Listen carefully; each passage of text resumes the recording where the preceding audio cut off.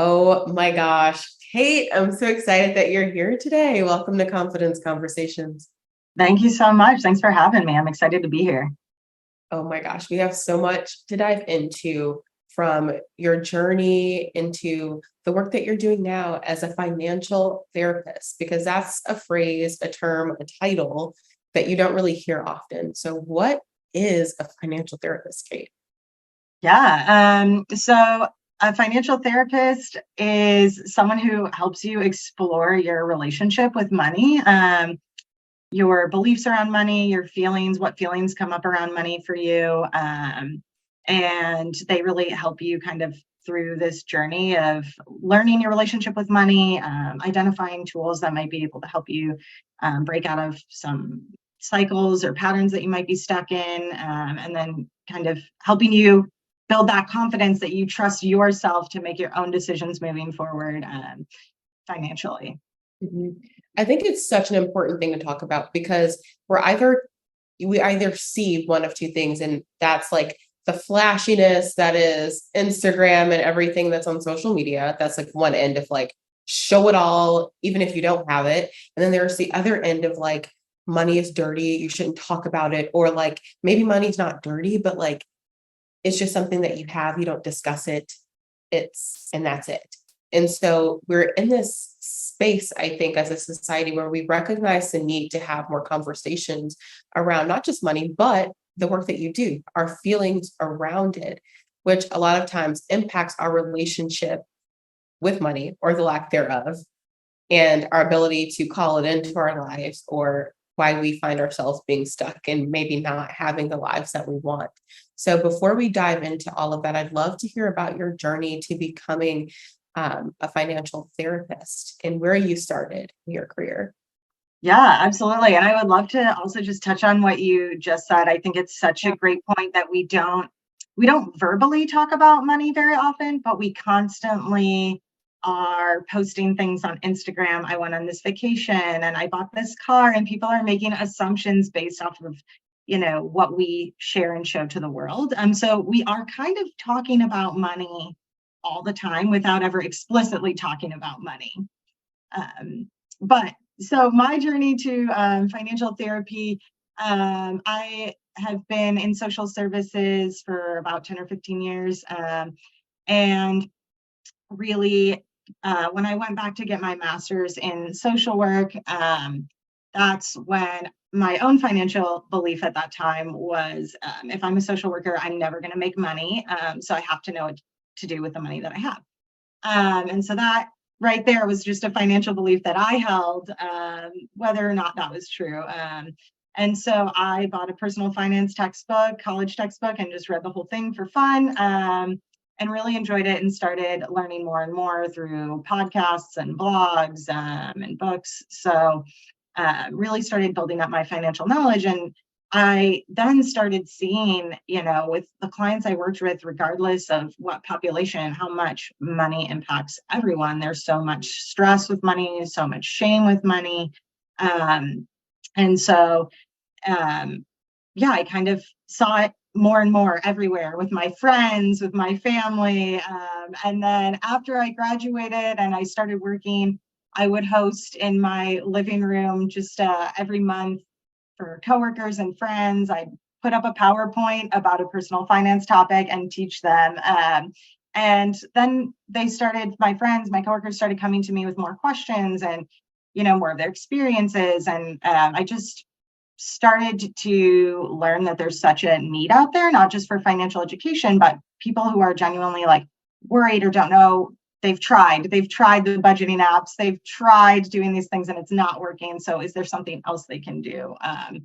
And then I kind of heard about financial therapy through my own therapist, and who said there's probably like something like financial therapy out there. And I Googled it, and it existed. There's not a lot of us, but it is out there. And so that's kind of how I ended up coming to it. I love that. And I think, when you're in careers like social worker, my background was in public health, and I've since, done all sorts of work. But when you're in fields like that and other, backgrounds, you can feel like if I'm doing good work and really making a difference, like making a true difference, I myself shouldn't or can't have money. And maybe this is something that I should like hide, or, I want what I want. And I've never been ashamed to express that. But if I'm really this public health person or this social worker, so to speak, is it aligned then that I have nice things for myself? Have you experienced that at all?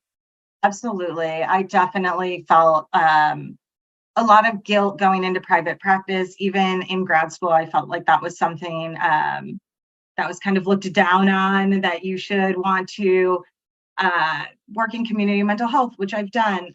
But there, you're going to work a lot of hours. You're not going to get paid enough for the amount of work that you're doing. And it's such important work. But you kind of feel the sense of like, well, this is the way it is. Like, I should self-sacrifice. And it's really hard. I think that's definitely a social work part of the culture, and probably in other professions as well, helping professions. And so for me, it took some time to overcome that myself and just say, it is okay for me to want to earn money. It's possible to earn money and help people. There was a lot of these money scripts that were going around in my head that I really had to work through to get to the point where I, decided I can do financial therapy. It is okay. And now that I'm doing it, I don't have those thoughts at all. I see Yeah. how so many people need help with finances, and it does not matter your income level or your net worth. There are people that are really wealthy or make a lot of money and are really, really stressed about money, and can't sleep at night. And so I think it's so interesting because I've seen all different populations, cultures, and how it impacts them. And I think that, yeah, it took me doing the work to be able Yeah. to kind of change that script that I held. Yeah. So I want to know more about that. So how do you go from self-sacrifice, like you said, to self-empowerment and, really living out the life that you feel you deserve? And what were some of those initial scripts that were running around in your mind?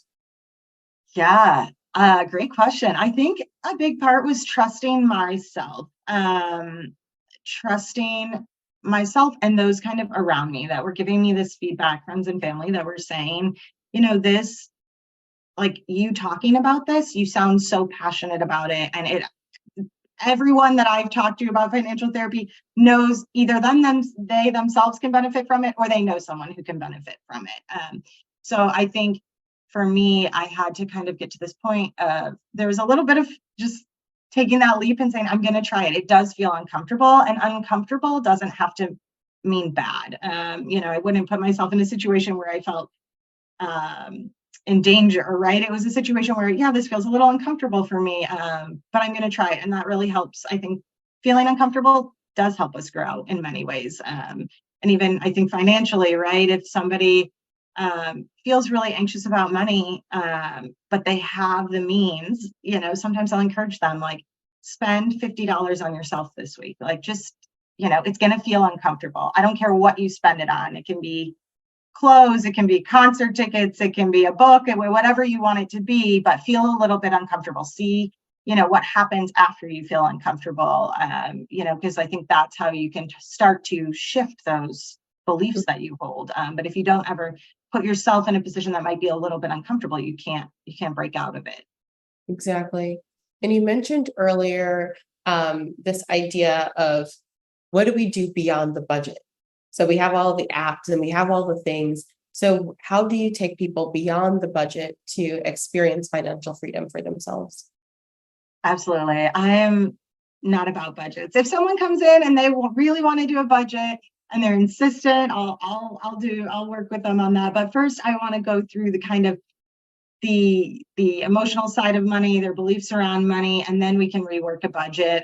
But I think that, a budget is, I don't think we can have one system that works for everyone. We're so diverse. And so I think that is not necessarily effective for the majority of people, most likely. So I think I like to work with people on their stories, their scripts, work through those and then say, what are some methods that might work for you? And let's try those methods out in therapy and check in on those, right? And so for some people, maybe it's looking back at their expenses, which I think is much more helpful than budgeting. It's looking back at the money that you have spent, and going through that gives you actual data that you can work through and say, wow, I spent this much on Uber. Wow, I spent this much at Starbucks. And it can be kind of an eye-opening experience for people. And I think that is a greater motivator for change than something like a budget. And there's so much shame around money. I see it every day throughout the day. And I think that a budget, you're just kind of guessing, what am I going to spend this month? And things come up and you don't necessarily know. And then somebody's going to have a potluck and you need to bring things to contribute. And now you've gone beyond your budget. And I think that just sets people up for failure. And then it just kind of reinforces this belief that like, I'm not good with money, or I don't know how to manage my money. So I think breaking away from this idea that a budget is what's going to set you free, there's so many other options to explore. Yeah, that's really interesting. And I think when we do have this kind of averse relationship with money, I think a lot of times it comes from things that we were taught along the way, whether we realized it or not. Whether it was growing up in a family that wasn't financially stable and you didn't have the things that you needed growing up, whether it's, hearing people say, adults, while you're a child, say like money is evil, or maybe they're saying, oh, we're so broke, we could never do X, Y, and Z. And so now you're growing up with this notion of you can never accomplish X, Y, and Z because no one in your family has. Or maybe it's just you were the one kid that grew up without something. On the opposite end of the spectrum, I think we don't even realize that sometimes money is something that we take for granted because it's something that we always have. And so we have this relationship, we all have relationships with money, but you don't actually realize, okay, what is my relationship or attachment to it? So what are some of the most common scripts that you hear your clients, your patients express during your sessions, and how do you work through those? Like, give us 2 or 3 of the common scripts. I think the biggest one right off the bat is like, I'm not good with money, Mhm.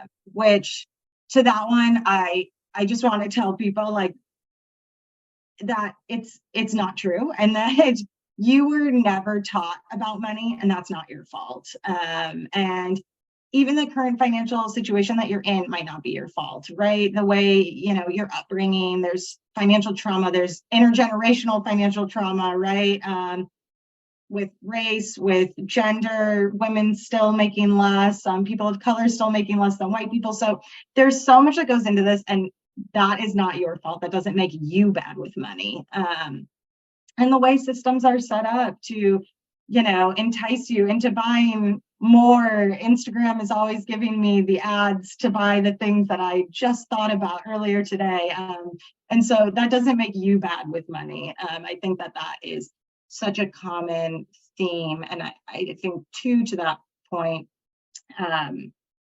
thinking that you're bad with money is such a broad statement. Let's kind of like hone in on that. What does that actually mean for you? Because I do think people have still financial strengths, even if they're in debt, right? Maybe they're paying their rent on time, or they have a good job, a stable job. There's still strengths there. So to say that blanket statement, I'm bad with every single aspect of money, is just not true. And that can be hard because people have really decided that that's true about themselves. And so I think trying to break away from that and create some new scripts that it's more complex than I'm bad with money. So I think that's the first one, a big one there. And I think some other ones, I think it's the kind of, I'll never have enough, or I'll never get out of this situation I'm in, or I think those can actually be kind of separated. I'll never have enough. I think there's some people who are in a stable financial situation, and, are putting money away and earning solid money and cover everything, and yet they still feel like I don't have enough, I can't afford this. I think there's a lot of anxiety there and fear there, of that money disappearing. And for some people, that has been maybe something they've experienced in their childhood. They've seen their parents lose tons of money and how they had to live to come back from that. And so that's really deeply ingrained in them, that belief that like the worst might happen and I need to protect myself from that.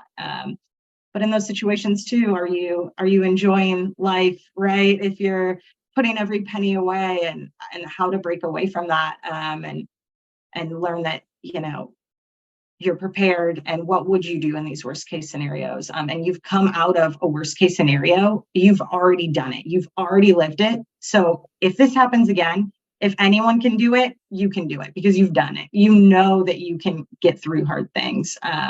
So I think, that not having enough, and this idea that, well, once I have $1 million, I'll stop being anxious about money. That's not going to solve it. Once you get to $1 million, it's not like a light switch and I'm so carefree about money. So I think it's working on that at whatever dollar amount you're at, that, if there's that anxiety, working through that.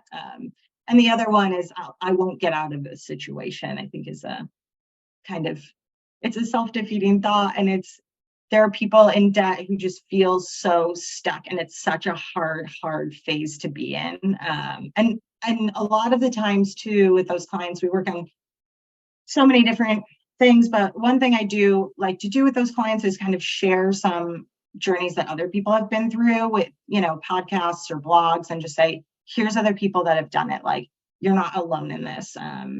Because I think that is an overarching theme that I've seen in financial therapy, that people really feel alone. Like, I'm the only one in this much debt that feels anxious when my friends are buying drinks and buying, dinner.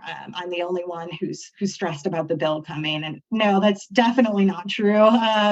And so I think a lot of people, feel alone. And that's why I say, like, here's some people that you can listen to that were in tons of debt, and here they are now. Look at, and it took time, and it took, being consistent, but it is possible. Because I think if you don't have an example of of that being possible, of course, I mean, it's pretty reasonable to think it would be impossible. Yeah. And I think sometimes too, you look at, this is what I owe, and this is what I have, and this is what I make. And you see that like discrepancy. And that can be a bit intimidating, but there are so many other things that we can do, whether it's a side gig, look for other types of revenue. I'm a huge fan of manifestation. And tapping into the energy of money, which is, money is a currency is energy. So how do we like call it in that way? But I think like understanding like the present moment is so important, especially for the last two examples that you gave, which are, I'll never get out of this and I'll never have enough. Because the thought of not having enough completely overlooks the fact that you have the present moment, and that in the next moment, you can create literally any possibility. And so I think understanding that and being grateful for what you have, and being able to say, what is it that I'm looking for? Why is that, you said $1 million. Why does that $1 million have significance to me? How is my life going to change because of that? And assigning a meaning to that label, because otherwise it's just this goal, this marker that's on a wall. And you're right, you can hit that 1 mil and still be like, okay, what's next? And then you go up and say 2 million. And it's just this ever moving target, right? And so understanding in the present moment, what are my values? And why are these things important to me? I think is a really important thing, especially when we're feeling like we'll never have enough, when in reality, you are safe, you are secure, and you do have the things that you need. And then on the opposite end of the spectrum of I'll never get out of this, I think, 100%, a lot of the times we've already been in these types of situations where we've seen them, which is why we find ourselves in them in the first place. But then I think also there's this part of us that sometimes you have to be broken in order to realize your potential. And so rather than looking at like this huge mound of debt or whatever it is, this hole that you feel like you can't get out of as something that you can't you can't climb to the top of that ladder, looking at it as this is my opportunity to really unlock my potential. Absolutely. And I think it's so exciting when people, let's say have $100,000 of debt and they get it down to 60, you can just see how excited they are. Like they're so motivated and they're still in debt. But all of a sudden they realize I just did 40,000. I can do the next 60, right? And they now know what it takes. And so it is the first steps of it, I think, are the most challenging of that. Looking at everything, like you said, your income and your expenses and thinking, how am I going to get out of this? And once you start making the steps, and the progress might be slow at first, but it really builds quickly. And that then all of a sudden gets people really going and motivated and saying, maybe I will pick up an extra few hours, here or there of work, and I'll put that at my debt. And all of a sudden it goes faster and faster. So it's something that until you get started, of course, it feels daunting. That first step, I think, is really the scary one for so many people. Yeah. And so, what are some of the first steps we can take? So, like, we've laid everything out, we understand our financial situation. What next? Oh, okay. What next? There's so many different ways this can go, kind of depending Yeah. on the so I think once you've laid it all out, what next is that's when I'm kind of like, let's look at your numbers. Let's pull things out. Let's see, what this looks like. Especially I think with people who are trying to get out of debt or trying to start building some savings. Let's look at things and let's create a plan, and let's create a plan that is realistic and attainable. Kind of the, SMART goals, because I want people to keep spending money. Even if you're in debt, you have to spend money. It's impossible to get out of debt if you say, I'm only going to eat rice and beans and, live like in a tiny little closet and never see my friends, never do it. You're going to burn out so fast. So I want people to spend money. I want them to think about, where are the areas that I get the most out of spending my money? What really brings me the most joy? Those are the areas. Let's keep those areas. Let's keep your spending. Maybe we got to shift it a little bit, cut back a little bit, but still do that. Right. And then it's looking at what are areas that really don't bring you that much joy or that much added value to your life. Or, can you cut it out completely, or can you cut it in half? So I think, it's being really realistic about this, and seeing, with something like getting out of debt, or even, building your savings. This is a long game. You're not going to get out of all of your debt and have huge savings in 1 month or even 1 year. It might take time. So these changes don't have to be so extreme, because those you won't be able to hold on to, you'll burn out. And so I think it's kind of having a realistic picture. I think a lot of times people decide, I'm going to pay off my debt, and then they get really hyper focused on it for a month, and they are, working on their budget, and they spend so much time and energy and cut lots of things out of their life that by the end of the month, they're just like exhausted. And so the goal is to rework that completely, and say, let's figure out a plan that feels sustainable to you. I love that, because I think it is so difficult to look forward to something if it's like literally zapping all of the joy in your life. And so, like, doing things like, I'm not going to talk to my friends, and I'm not going to ever eat out, and I'm not going to do the things that I enjoy. That's not living a fulfilled life either. And I think it goes back to like, why are you doing this? And like really getting an understanding. And when you're clear on that, you don't want to, devoid yourself of the opportunity to experience that in the present moment either, but it's setting yourself up for success in the future. So were you always this financially savvy, or did you have to kind of teach yourself some of these techniques as you went along as well? Yeah, no, I mean, like I said, I think I was always kind of interested in finances. And my mom is very much kind of a financial nerd. She's a high school teacher, but was very much a Spanish teacher. So she was not in money at all in her profession, but she really loves finances and doing her taxes. And we talk on the phone about finance. We really enjoy it.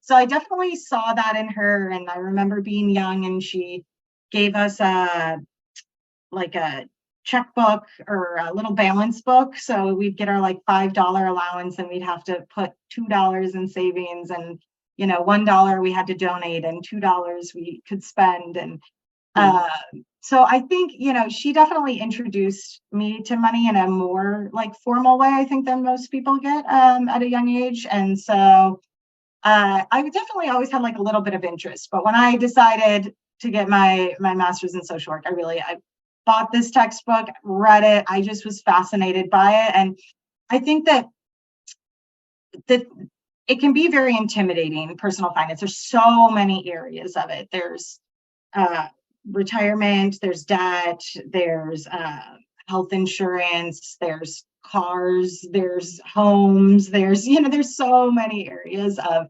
finance that it can really feel overwhelming. And I think I would encourage people, just start with one area that interests you and learn about that area. And you're going to see that as you learn more about that area, it's going to have a little overlap with another area, and you'll start branching over to that area, as opposed to, I'm going to try to tackle all of this. That just feels really overwhelming.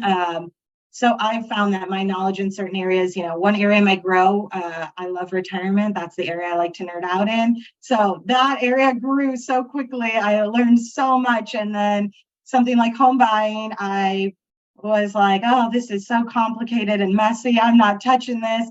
But over time, as I've gotten a handle on other parts, it really makes the new parts I introduce myself to in finance easier and easier. So I've definitely kind of continued to learn. There's so many areas, estate planning, that I feel like it's endlessly evolving as well, and laws change. And so I think it's an area I'm very interested in, but I would encourage people to just start with something that interests you and that is relevant to you. It is definitely harder to learn about something like home buying if you're not going through that process, or might not go through that process for 10 years, because there's a lot of jargon, and there's lots of nuance. And so I think that's an area that maybe, if it's not in your immediate future, don't worry about learning about it. Worry about learn about something that is relevant to you. And as that seems something that might be a goal that you have in 5 years, how can I learn a little bit and start small and build up? Yeah, I love that you encourage people in that way, because I think a lot of times when we think about our finances too, it's overwhelming. There's so many parts and pieces. It's like, I have to, divvy up my paycheck in this way, and I have to save this month and much, and then I have to plan for retirement, and I have to buy a home and maybe some investment properties, and like, what am I doing on the side, or do I want to do anything on the side, and what kind of job do I have? There's so many questions. It's like, where do I start? So I want to start with the area that you just said you like to nerd out with, which is retirement. So how do we set ourselves up in the future? What are some of the blanket things that pretty much, I know we're not giving financial advice here, but like, what are some of the things that pretty much we can do, anyone can do to set themselves up for a pretty good retirement, especially given the debt ceiling and the way Social Security is looking today?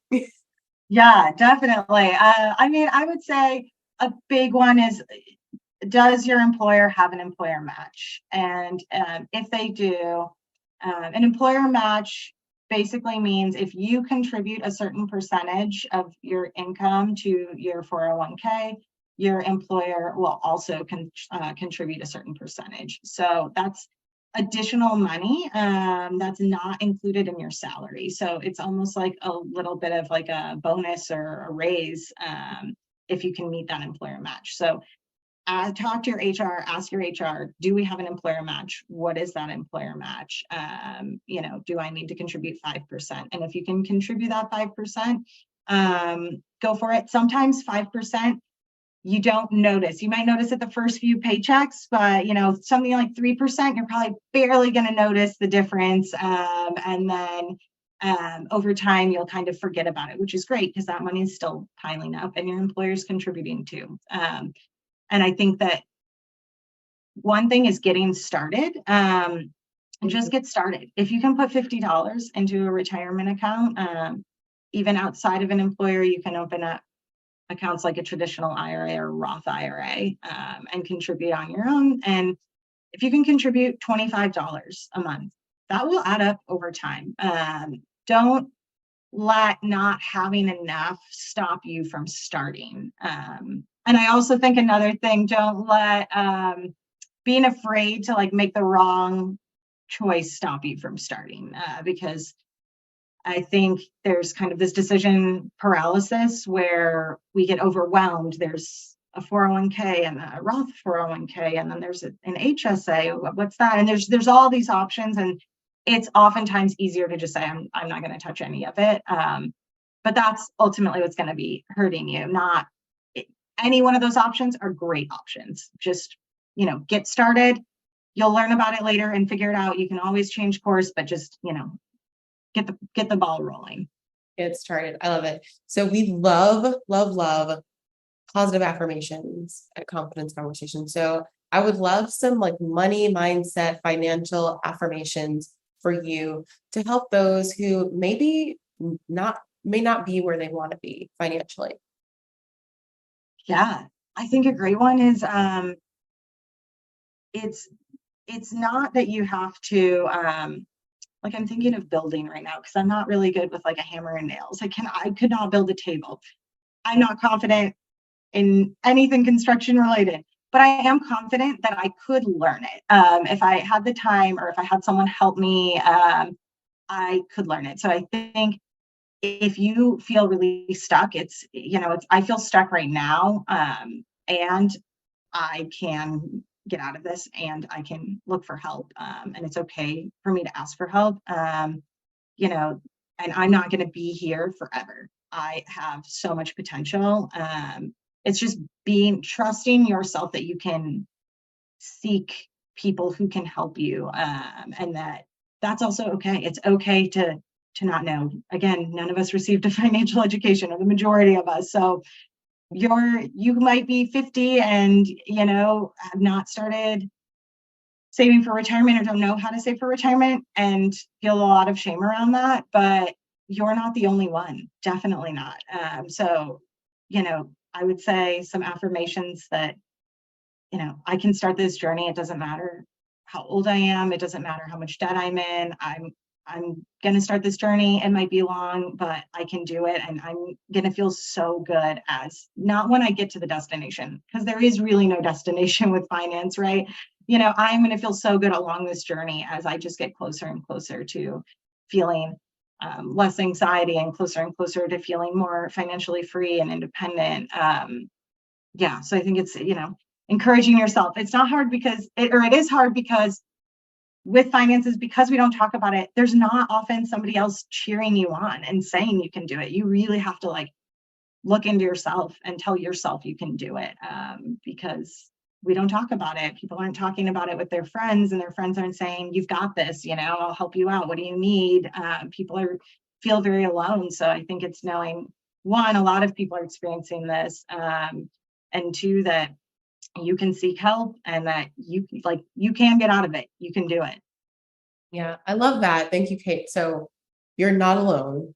Other people are experiencing this as well. It's not something that we talk about. So look at the mask that you may wear when you're going out to dinner and know that some of your friends may be wearing that same mask, but you are not alone in this journey. Two, you can use things like positive affirmations to help you along the way.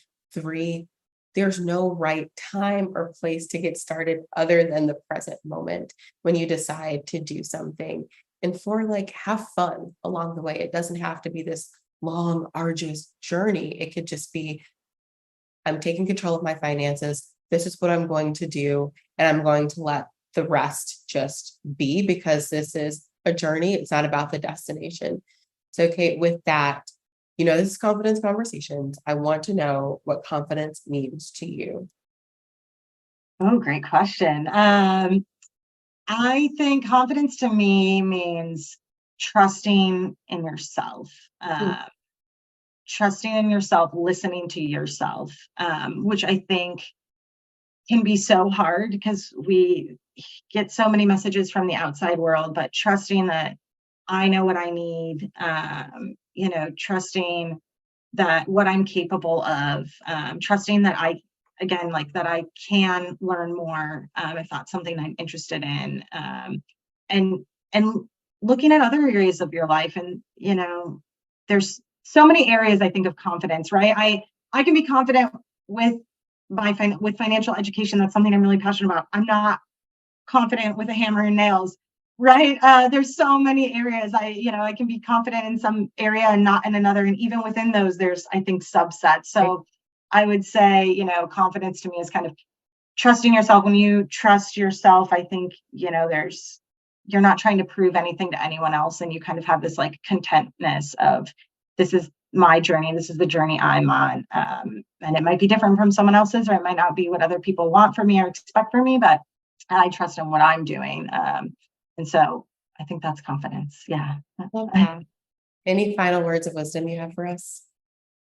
One that kind of popped in my head a couple times is just like, also celebrate yourself. If you're in a financial journey where you're trying to build up savings or get out of debt, I think that's always a great one, is celebrate. I paid off $10,000 of debt. I'm gonna, spend a little bit extra on dinner tonight, and feel good about it, because I think celebrate your progress. You don't have to, there is no like end game with money, which I think can be so hard for people. We like being able to cross something off and say it's done, but you can have an infinite amount of money, in theory. And so I would say you have to celebrate markers along the way to keep yourself going. Yeah. And I would say, look for financial therapists. There, we do exist. Lots of people don't know we exist, but we're out there. And yeah, I think and talk to people about money. Now I'm like throwing all the advice out at the end, but talk to people about money, because I think so many people feel alone. And when I have clients that start to talk to their friends or their family, they realize that they're not so alone, and that's just so comforting. And so I would say, you don't even need a financial therapist. Talk to the people around you, and you're going to feel less alone and more understood and more empowered. Yeah. Thank you so much. I think that's really helpful, and a lot of people will feel empowered by that message. Thank you. Thanks so much for having me.